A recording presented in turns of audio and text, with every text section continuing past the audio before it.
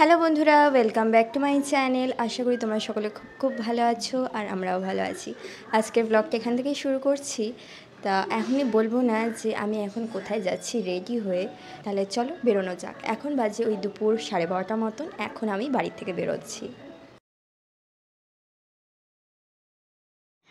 বাড়ির থেকে বেরিয়ে পড়েছি বন্ধুরা, আর আজকে যাচ্ছি কলকাতার একটি অন্যতম সুন্দর মন্দির, যার নাম স্বামী নারায়ণ মন্দির। আশা করি ভিডিওর থাম্বনেইল দেখেই তোমরা বুঝতে পেরে গেছো। নিকটবর্তী মেট্রো স্টেশন থেকে মেট্রোতে করে সোজা চলে গেছিলাম রবীন্দ্র সদন। তারপর সেখান থেকে বাসে করে প্রথমে গেছিলাম বেহালার থেকে আবার বাস চেঞ্জ করতে হয়েছিল। যেহেতু আমাদের বাড়ির থেকে এই মন্দিরটি অনেকটাই দূরে, সেক্ষেত্রে আমাকে অনেকটাই ঘুরে ঘুরে আসতে হয়েছিল। এই মন্দিরে তোমরা কিভাবে আসবে, কটার সময় মন্দিরটি খোলা থাকে, কখন সন্ধ্যা আরতি হয়, কখন ভোগের কুপন দেওয়া হয়, সম্পূর্ণটাই কিন্তু সম্পূর্ণ ব্লগে তোমরা পেয়ে যাবে।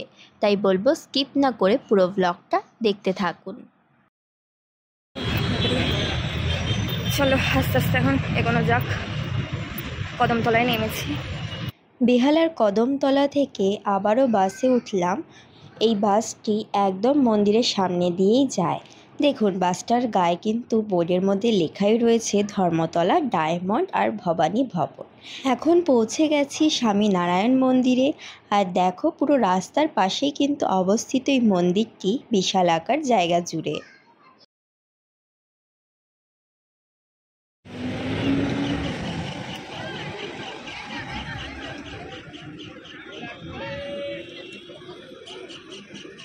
কত বড় বড় মাছ দেখো, ওরে বাবা।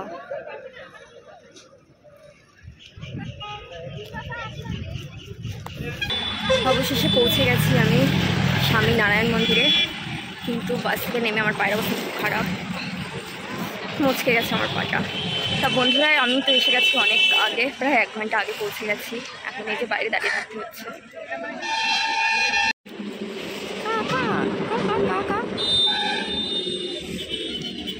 এই দেখো দিচ্ছে কত মাছ, সবাই খেতে দিচ্ছে মাছদেরকে, মুড়ি বিস্কুট।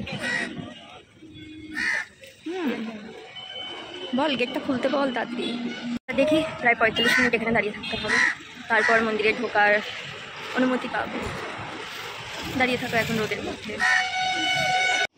অবশেষে মন্দিরের দরজা খুলল আর আমরা এই মাত্রই ভেতরে প্রবেশ করলাম। এই মন্দিরে প্রবেশ করতে কিন্তু কোনো রকম মূল্য লাগে না, অর্থাৎ বিনামূল্যে তোমরা এই মন্দিরে ঘুরতে পারো। বিশাল আকার জায়গা জুড়ে এই মন্দিরটি অপরূপ সুন্দর। আস্তে আস্তে তোমাদেরকে আশপাশটা ঘুরিয়ে দেখাচ্ছি।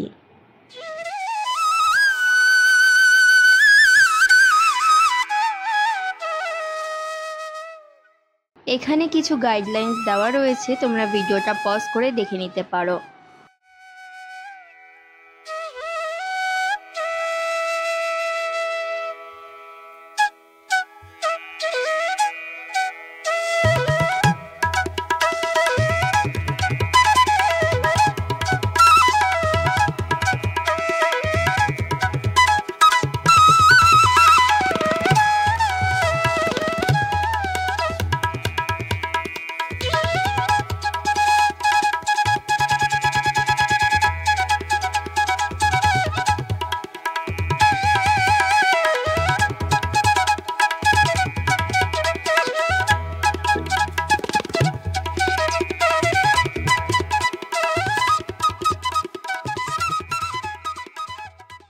বন্ধুরা, এখন আমরা চলে এসেছি স্বামী নারায়ণ মন্দিরে।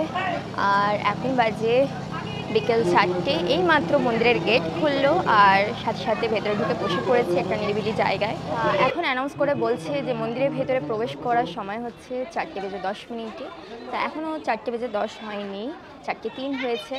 তা দেখি এখানে বসে থাকি কিছুক্ষণ। আর তার আগে এখানে আসার আগে একটা বড় সড়ো কেলেঙ্কারি হয়ে গেছে আমার সাথে। সেটা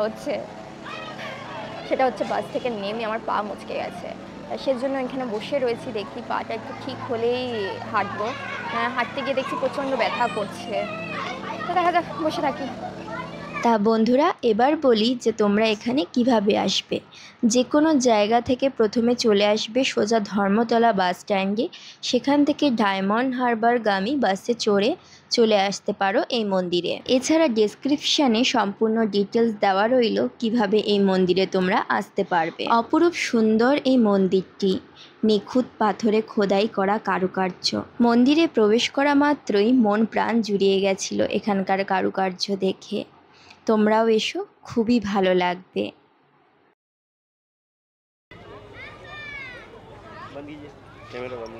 আচ্ছা, মন্দিরের গর্ভগৃহে কোনো রকম ভিডিও ক্যামেরা ফটোগ্রাফি অ্যালাউ নেই। মন্দিরের ঠিক ডান পাশেই রয়েছে এই সাহিত্য ঔষধ ভাণ্ডার, তার অপোজিটেই রয়েছে এই বিশালাকার ক্যান্টিন। সেখান থেকে অর্ডার করলাম 1 প্লেট দই বড়া, যার দাম পড়েছিল মাত্র 50 টাকা।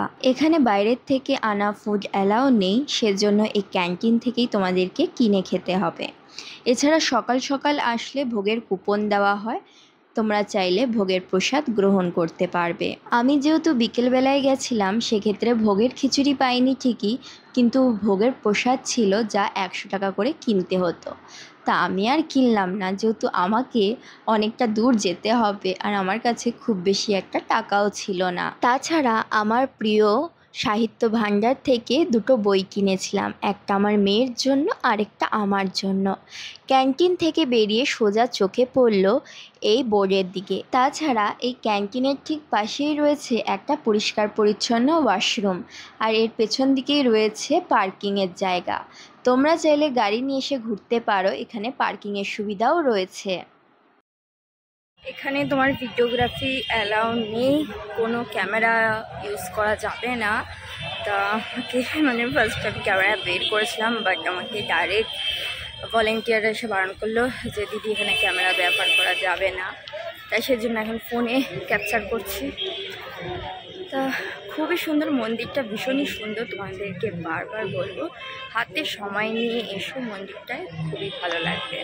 আমি এসেছি বিকেল বিকেল টাইমে, এখন বাড়ি ফিরবো। কারণ হচ্ছে যেহেতু আমার বাড়ি এখান থেকে অনেকটাই দূর, সেক্ষেত্রে আমি বাড়ি চলে যাব। আর নয়তো 6:45টার দিকে এখানে আরতি শুরু হয়, সেই আরতিটা তোমরা চাইলে দেখতে পারো, খুবই ভালো লাগবে। চলো, এটা দেখো বাচ্চাদের খেলার জন্য পার্ক মতন রয়েছে, স্লাইডিং আছে, ওইদিকে দূরে দোলনা আছে, অনেক কিছুই আছে বাচ্চাদের এন্টারটেনমেন্টের জন্য।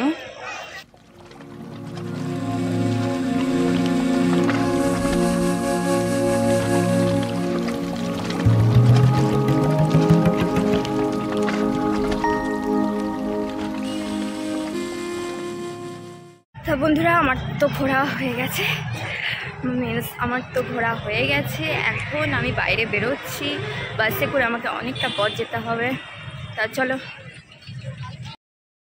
তাহলে বন্ধুরা আজকের ট্র্যাভেল ব্লগটা তোমাদের ভালো লাগলে অবশ্যই একটা লাইক করো, কমেন্ট করো, আর যারা আমাদের চ্যানেলে নতুন তাদেরকে বলবো অবশ্যই চ্যানেলটিকে সাবস্ক্রাইব করে আমাদের পাশে থাকতে। তাহলে চলো আজকে আসি, কাল আবারও তোমাদের সাথে দেখা হবে একটা নিত্য নতুন ব্লগ নিয়ে। সবাই ভালো থাকবেন, সুস্থ থাকবেন।